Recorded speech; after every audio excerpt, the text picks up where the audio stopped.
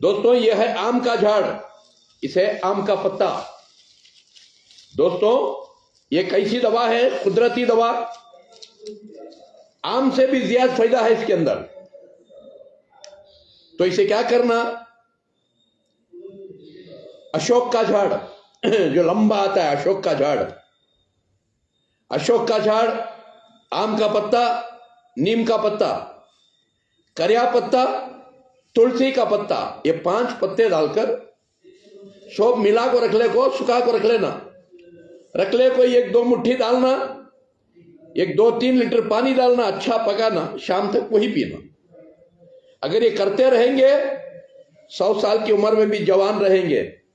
खाली बाल काले उजले नहीं होता, अंदर जवानी बाकी रहेगी, खूबसूरत रहेंगे, तंदुरुस्त रहेंगे। दोस्तों भाइयों, और तुम्हें इसका फायदा हासिल कर लिया, हाँ, जरूरत टली मेरी, दुनिया गारत हो जाए तेरी बोल